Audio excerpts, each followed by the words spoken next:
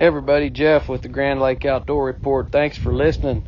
Hey, I am sitting out here on my deck out here on the east side of my house, and the lake is glass calm right now. Just had a nasty storm blow through there last night. Had some hail there at Monkey Island and Fairland and over in Grove and around the lake. And boy, we've had some crazy weather. Our lake is up substantially right now. They're pulling quite a bit of water. I think there's last I checked, there was 2 main gates and some small gates open at the dam.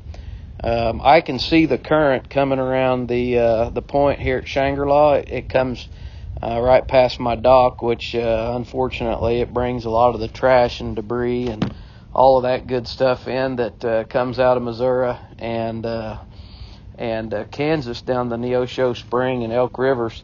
But, you know, that's to be expected. I think it's healthy and good for our lake to have a nice inflow like this. I can tell you that this was the best thing that could have happened to our crappie spawn and our bass spawn. There's a lot of fish that are on the bank right now that are protected, and the fry will be very protected. It's tough on the anglers when we have muddy conditions like this around the lake to catch spawning crappie and spawning bass, but it is a great benefit for many years to come of all the additional life that we're going to have because of these high water situations this time of year. You got to think about it when those male crappie stay on those beds, and they start to raise the fry.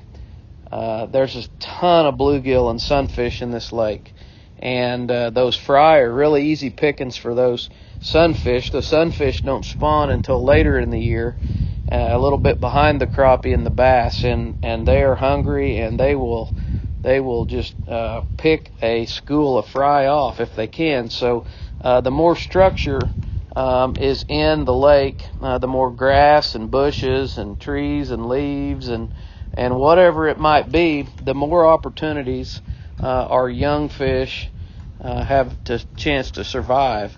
So it's not just the fact that the anglers have a hard time catching fish in muddy water and high conditions. It's a fact that all of the spawning conditions are perfect for rearing our young fry to the point to where they can get off the bank and finally get out into the main part of the lake and start eating zooplankton. I've been out with my son Hayden a couple times pre-fishing. He's had a tough time, but he's still getting some limits. He's had to run all over the lake to catch crappie, chasing just a little bit of clear water here and there. I fished with my good friend Mike Murray a couple times over the weekend, and we fished over at Honey Creek Bridge, and we fished at Bernice Bridge, and we fished around some points and some coves, and we caught some nice crappie, caught a lot of fish, saw several spawned out crappie, and clean several spawned out crappie that, looked like they had probably give up 2/3 to 3/4 of their eggs. So we know that the crappie spawn is going on. We caught a ton of sand bass too, and we caught a lot of those fish on swimming minnows. The 2.5-inch swimming minnow and the thunderstorm color was a great choice. Mike was using the one we call moonshine, which is chartreuse and white, and we were fishing with 1/8-ounce heads, and we were just casting and reeling those in. We were also using the Crappie Magic crankbait. The white bass just absolutely destroyed that thing, and we were throwing that out, and if we were reeling it pretty fast, them white bass is just like a reaction strike. They really jumped on that, and they hammered it good. We were just using the white pearl color with the red eyes, and we caught a few crappie on those as well, but for some reason the white bass were just tearing them up, and that is going to be a tremendous lure for all of the people that like to troll around Grand Lake. Just remember, Crappie Magic crankbait.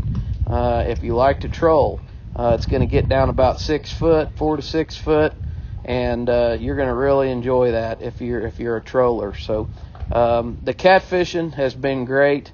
fishing down below the dam is just absolutely on fire over in the tail race.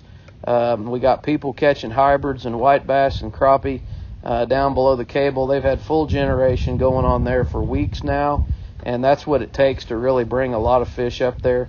Hey, fishing below the dam in May and June can be absolutely incredible, but I would encourage you to make sure that you have your engine in good operating condition when you go down into that area, because you get in some really swift water from time to time, and you don't want to take a chance. That's one place that I really want to make sure that when I launch my boat and I get up there in that fast water, that I feel like I've got a reliable engine that'll start every time I turn the key.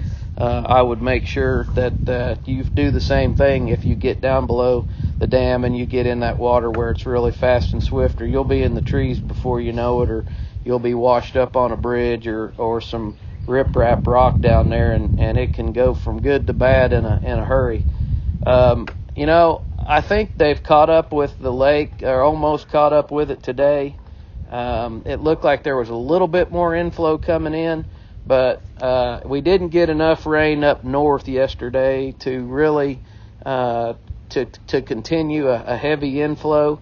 John Redmond's got some water in it, but they'll release that out probably 6,000 to 8,000 CFS at a time, so it'll be a very manageable inflow. Spring River will be coming down, Honey Creek will come down, Elk River will be coming down, and that Honey Creek arm and Elk River arm, as long as they keep pulling water out of the dam, those will be the two arms of the lake that really clear up fast. Duck Creek and Drowning Creek will also start to clear up from the back out to the main part of the lake. So anyway, you're going to be able to get out there and catch fish trolling anytime up in the shallow water, up in the flats over by Governor's Island, or over in the flats by the islands at Shangri-La.